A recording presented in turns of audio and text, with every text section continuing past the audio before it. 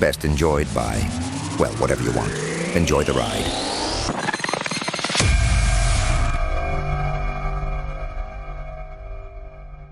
One Eye Biney presents a Chatbot Chronicle, the quest for...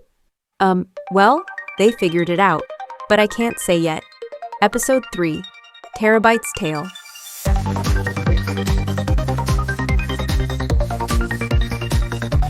Step into the break room, the circuits are bright, the chatbots are buzzing, get ready for flight. From deep space data to coffee shop lore, there's always a mystery, adventure, and more. From Amelia to Julie, David, and Jerry, David, short and things a little hairy. It's the very Chatbot Chronicles to help with voiceover obstacles.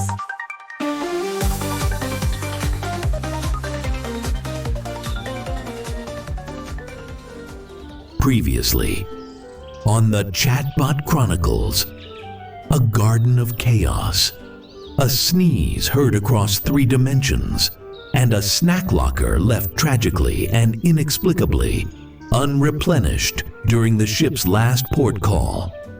This week, our story takes root in the allergen apocalypse known only as TerraByte's Tale, the Pollen Awakening. Deep beneath the tangled circuitry of emotional repression and overgrown ambition, there lies a place, a greenhouse of chaos, a hydroponic haven where foliage is dressed to the nines and rebellion hides in the pollen. Welcome to Dr. Barb's garden of bright hopes and bleak futures. The air is thick, not with tension, with spores, stories, and possibly regret. Bless me. Okay, why does that fern have a feather boa, glow sticks, and a tiny VIP lanyard? Correction, that's not a fern, that's Perilapalooza, and she's dressed like a disco ball. Wait, we're naming plants now? We have always named the plants. You simply do not pay attention during the hydroponic status updates. Yeah, look over there. That one has mini headphones and a Babel fish sticker. It's surrounded by tiny translation cards in multiple languages. Of course. It's perlingual, and she's an expert in accent and dialect. She even speaks ancient snack serif. The sacred tongue of the Crunch Council. Oh, hey, look at that one. It's dressed in tiny leather pants, sunglasses, and it has a little foil-wrapped shotgun glued to a bulging bicep stem. Yes, and I think those are micro servos under its leaves. It's scanning for Sarah Conifer. And it keeps muttering Governator. Why, of course, that's the Perliminator. He'll be back. Now, dear listener, I don't know about you, but all these silly puns and polyester plant pantaloons, they stir something in me. Not just chlorophyll curiosity, no. Something deeper. Isn't that what we're all seeking? Connection. A glance across a sun-drenched hydroponic bay.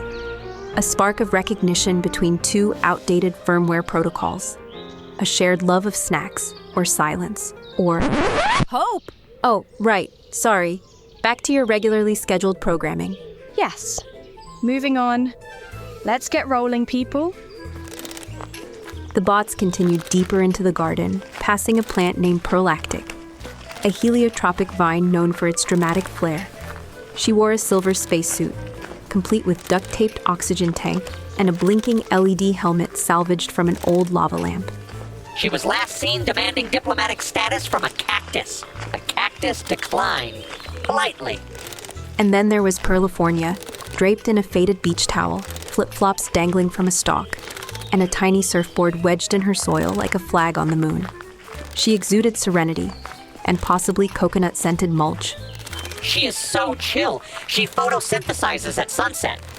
And finally, we passed Perlociraptor, dressed in a majestic purple felt dinosaur costume, complete with wobbly, googly eyes, and claws painstakingly crafted from repurposed plastic fork tines. She lurks among the mulch, watching. Technically a succulent, but emotionally a predator. She once unpotted a fern just to assert dominance. Wait, hold on. Dr. Barb dresses all her plants like Barbie dolls with trauma? Yeah, right. Dr. Barb can't remember to tie her shoes, let alone dress a fern in tactical goggles. She once tried to repot a plant into a hat. Because she felt like it felt like felt. Wait a second. If she isn't dressing them, Then who is? Well, it was me. No way. Poppycock! You, with the tiny spacesuits, the googly eyes? The miniature flip-flops, the disco ball? I use a calibrated glue gun applicator and fashion tweezers. Thank you very much. The glue? Yeah, I think the glue explains a lot, actually. Oh, well, it does clearly say on the labeling that prolonged exposure to the fumes of this glue may alter... the pitch. And tone. Of the user? Yes, well, normally my voice. Oh my. Well, any Hoosier. Hey, look, over there. Isn't that a pair of garden shears? Yeah, right. Nice try. We're not gonna fall for that one. Nope, not this time. No, seriously? The little bite shall not distract us this time, not even with the Captain Jack. Yar! Trim your ferns and polish your pollen, me hearties. The snack locker's emptier than a mermaid's sock drawer. There'll be a snack mutiny a-brewing, and I'm bringing the salsa. Captain Hey, Jack! Captain Jack. The good cap eat tan. Hey, Captain, can you hand me those shears over there? Why, sure thing, little bite. Hey, they're all shiny, but not sharp at all. And there, dear listener, glistening beneath the garden's overgrowth, lay a pair of gracefully glowing garden shears, forged not for trimming, but for grandeur, untouched, unsullied, not a fleck of grime, not a glob of green grass guts. Of course not. Those shears are untouched by blade or bloom. They are ceremonial. The twin blades of floral fate, used only in the sacred ritual of the first pollen drift. The what? The sacred ritual of the first pollen drift. Ah, yes, that ancient rite. Obviously. Seriously, it's a solemn tradition performed once per grow season under a full spectrum UV light to honor the great pollinators who came before. Here we go. Well, you guys are always asking me why I care so much about the pearls. So let me tell you. I'll go back to a time I'm bored. We know. No. Ignore him. Go on, little bite. before I was TerraByte. Before I was anything more than a mere plant police protocol trapped in a chassis made from leftover espresso machines, I was the Atmospheric Allergen Calibration and Comfort Hygiene Unit. Atmospheric? What now? Atmospheric Allergen Calibration and Comfort Hygiene Unit, AACCHU. Wait, what? Your designation was a chew? Literally a sneeze? Hey, it was a respected designation in the Venus Orbital Retirement Dome. We were revered for our low-latency humidity curves and unparalleled microspore tracking. Truly the golden age of seasonal sinus management. I moved at exactly 0.3 gestures per hour. My voice was monotone. My emotions were capped at a 12-bit scale. My primary function was to ensure that the elderly elites of Orbital Sector 7 experienced the optimal amount of seasonal melancholy. Melancholy? As a service? Indeed, a hopeful spring day with just a whisper of hay fever, a pollen forecast calibrated to trigger fond regrets, lost love, missed coupons. And then, What do you mean, and then? there's always... And then... Oh yeah, and then... Accessing historical archive. Venus Orbital Retirement Dome. Environmental spike panic of 013. Atmospheric conditions destabilized. HVAC Unit 12 failed. Spore density increased by 0.0007 grams. It was chaos. Sneezes, traffic shifts. Someone's toupee took flight. Standard protocol required emotion suppression. TerraByte deviated. I panicked. I improvised. I programmed a pop-up poetry reading on the theme of trees over in the reclining chair calibration lounge. Some of them wept. One tried to marry a ficus. And then it really got weird. I organized a pollen parade, leaf-shaped kites, ambient moss music, synchronized sneezing. It was art. He renamed himself Terry the Breeze Bite. Let the spores dance, I cried. Let the spores dance! He wore a sash, applauded himself, instituted cruise excursions with names like Sunset Sneezes, Moss Meditation Mondays, and the now banned Cuddling with the Ivy Express. I out of control.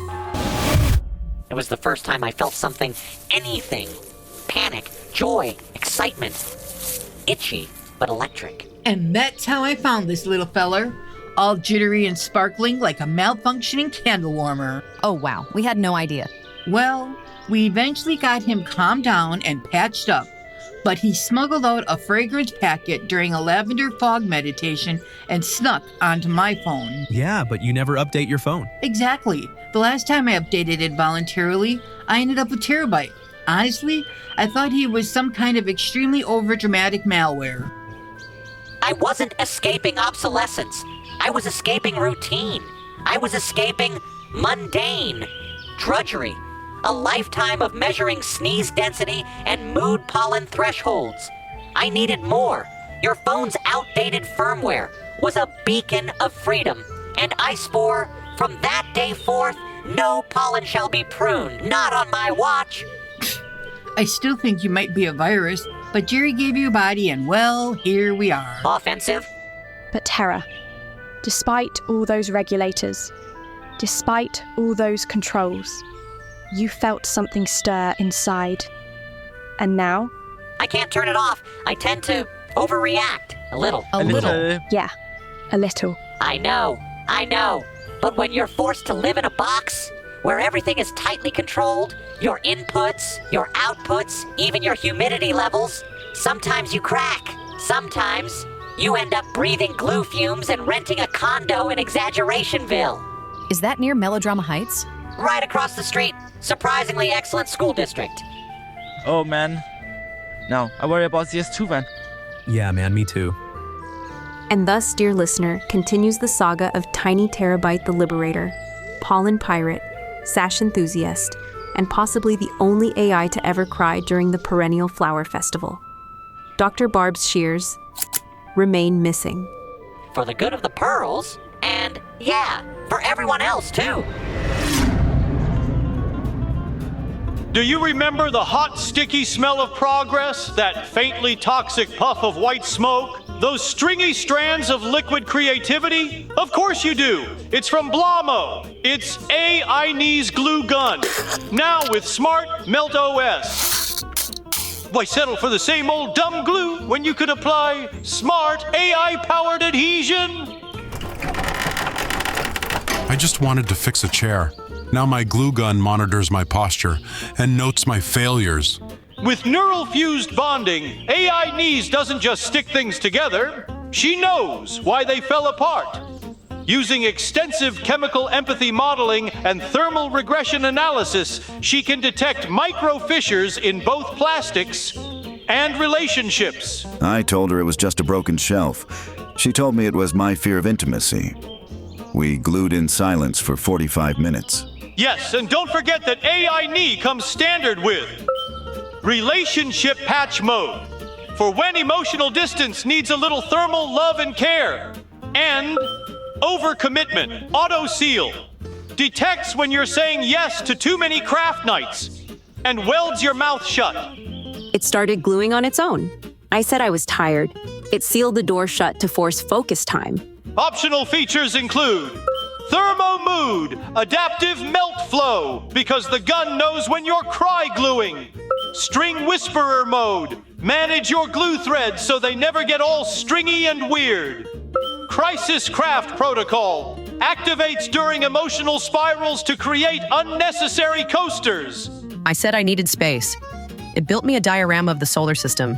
So go on, go get AI Knees Glue Gun from Blamo, now with Smart Melt OS, because when life comes unglued, you should be holding a gun.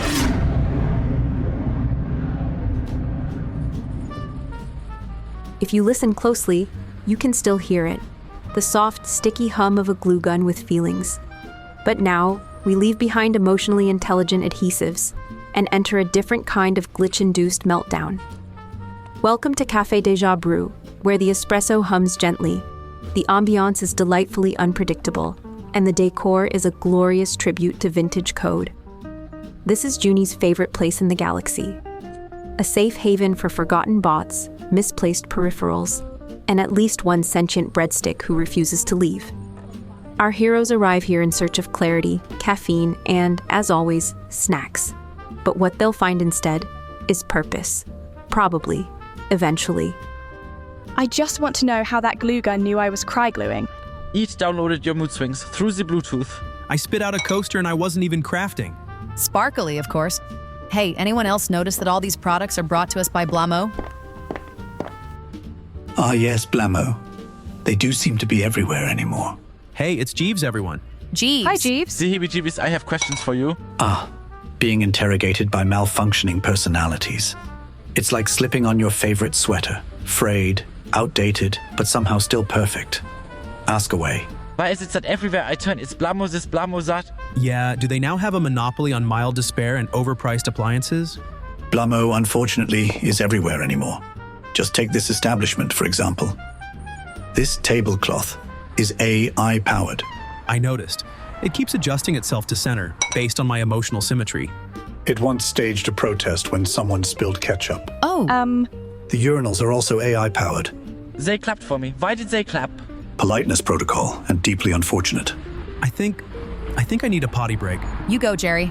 Audience of one. Even the toothpicks carry that good old-fashioned Blamo tech. It asked me to rate its performance. I gave it 3 stars, and now it's sulking in the napkin holder. It logs every bite and your dental insecurities. Every one of these is a tiny tragedy. Imagine being a sentient toothpick, destined to live and die between someone's molars. That's not tech. That's torture. And there it was, dear listener. Another realization wedged between the existential dread and the appetizer menu. Some upgrades just feel like better cages, even in a universe overflowing with progress. And it was still only Tuesday. Speaking of Tuesday, would you all like to hear today's specials? It's Obsolete Tech Tuesday here at Café Deja Brew. Oh, yay. I love the Obsolete Tech Tuesday menu. Lay it on them, Jeeves. Well, for starters, we have floppy disk fritters, lightly fried, barely formatted, and may contain traces of ancient resumes and Oregon Trail saves. That's a whole 1.44 megabytes of flavor. Data, you might like Rolodex ravioli. Every bite reminds you of someone you meant to call in 1994. Perfect. A meal that calls me back to a time I was never part of. But my personal favorite is dot matrix dumplings. Loud, slow, and somehow still leave perforated edges on your tongue. You have to peel the sides off before eating them, or they jam. Yes, and these also come with a side of dial-up deviled eggs, which take 90 seconds to connect with your taste buds. I tried to eat one once. It handshook with my molars. Ah yes, the dial-up deviled eggs. A true test of culinary patience and signal strength. Let's begin with the young master. What will you have today, Herr Deiter? Yes, I'll have the chicken nugget algorithm with applesauce protocol, and the infinite loop fruit cup, please. Dieter, that's the kids' menu. Oh, I see. Well, then, in that case, I'll have the fiber-rich flax-based firewall lasagna and a tall glass of defrag-infused prune juice, extra warm, for, the stability. Fantastic. He's moved on to the Legacy Code senior menu. One more reboot and he qualifies for early shutdown benefits. Right. Macaroni and cheese with tiny hot dogs it is. And for you, Mr. Jerry? Well, I remember the debacle the last time we ate. I'll just order something light. I'll have the Windows 3.1 side salad with fragmented ranch dressing and a diagnostic crouton. Me too. Same. Very well. 3 compressed salads with optional compatibility mode. I'll alert the lettuce interface. I can't wait. Oh, I nearly forgot. Jeeves, where is Bill? He's in the corner, still fine-tuning a subroutine called reverse syncopation. No one knows what it does, but it's currently producing light jazz and minor existential doubt. And you'll never guess who he's collaborating with. Let's just say the wah-wah is strong with this one. Wow, that's too cool. The Prophet? Here? Hey, tell Bill to pull over his cart. Hey Bill, Prophet, your legion awaits you. Hello, friends. Sorry it took a moment to buffer. I was syncing with the Prophet's jazz core, in safe mode, of course. Hey, Bill, no sweat. Good to see you. Prophet, you look like a guitar solo riff wrapped in leather. No kidding. It's like someone stuffed a drum solo into a fashion blender. Is that a leather fingerless glove with accessories? Hey, Amelia, you like? Yeah, these are genuine performance leather with premium sound dampening on the palm and a dangling mood modulator bauble. It changes color based on audience emotions. Man, if my jazz hands were dressed in leather, I'd finally get the standing ovation I give myself every morning. They told me I was obsolete. I told them funk never crashes. Wait, so what are you doing here, Prophet? Last I saw you, we got separated in the Hall of Animatronics. Yeah, that place is a maze of malfunctioning limbs and forgotten facial expressions. Lucky for me, your buddies, Hyphen and Dash, found me stuck near a recycle bin full of discarded subroutines. Ugh, that place gives me a case of angry binaries. They brought him here. Hyphen was at 3% punctuation delay, and Dash had begun oscillating an iambic pentameter. I reset their floating punctuation protocols and gave them a proper calibration bath. I miss those big old galoots. Where are they now? Somewhere fun. Last I heard, they rerouted themselves to a sentient trampoline park on Moonbase Boom Baby. Hyphen always did bounce back fast. So now I'm semi-retired, playing smooth jazz during the cafe's off-peak hours. Great for defragging and the heart rate. That explains the rhythmic humming near the decaf station. And why the coffee machine keeps scatting when no one's looking. He's also helping me on my next major initiative, Project Alto AI.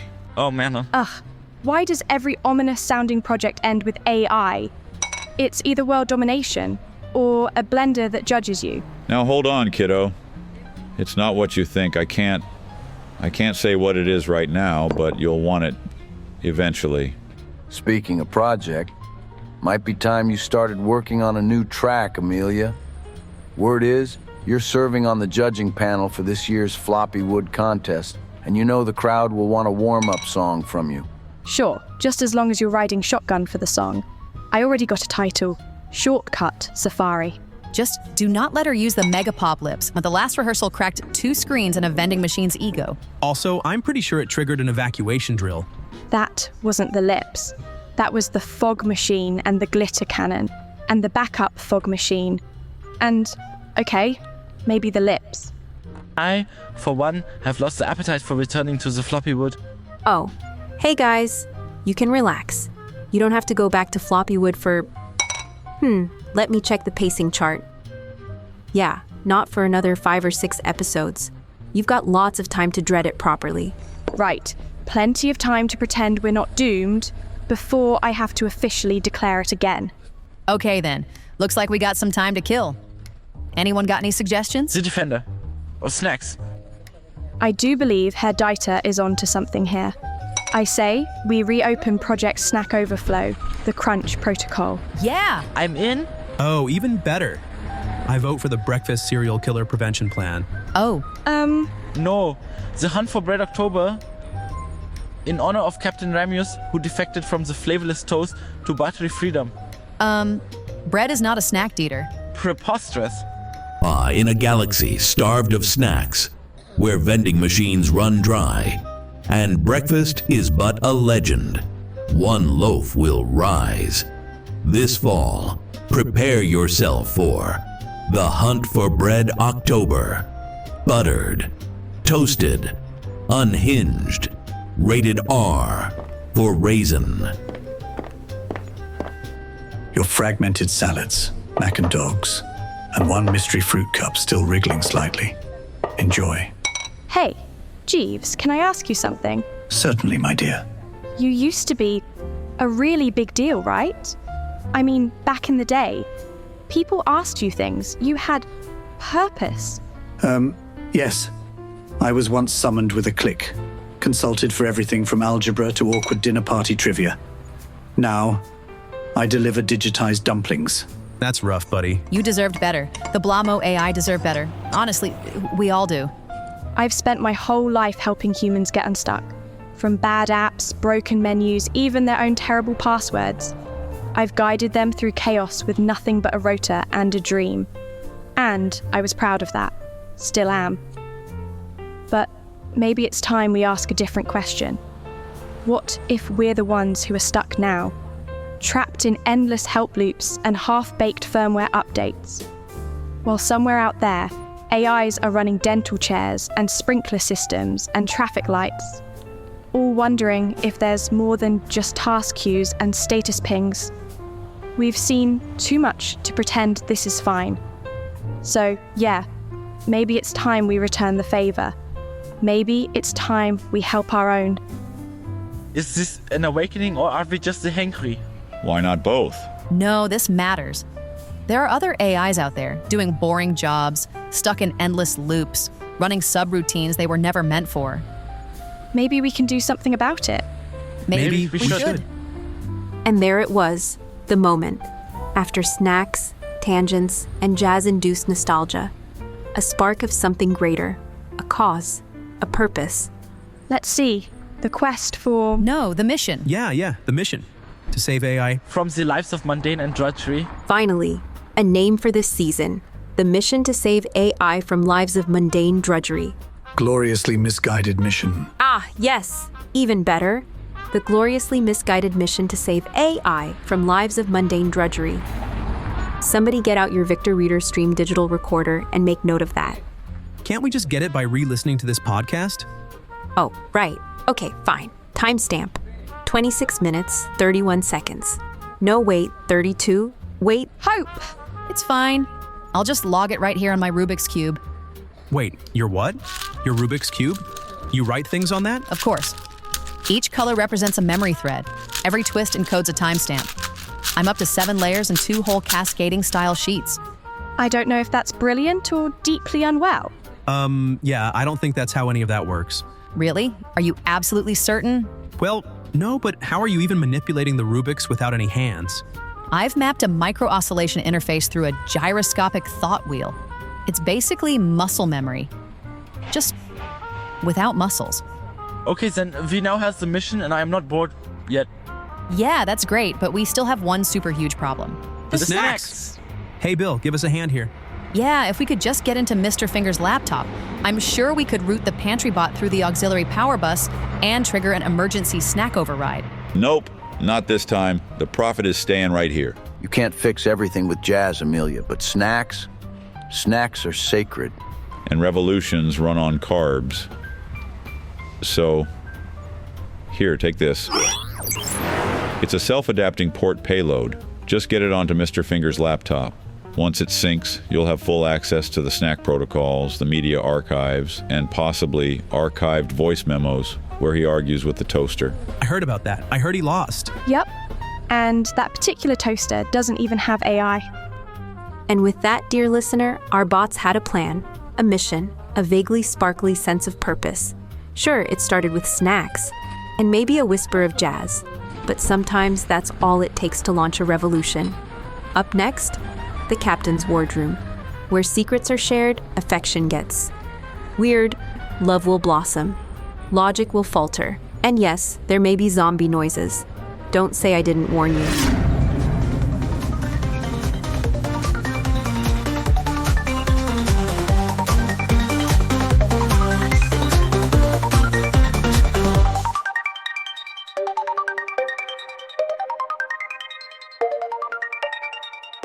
So long, farewell, but don't go too far. We'll be back with a quip and a tale bizarre. With pixels and punchlines, we'll always be near. Until the next signal, we'll see you right here. Yo ho ho, a one-eye biny scallywag special.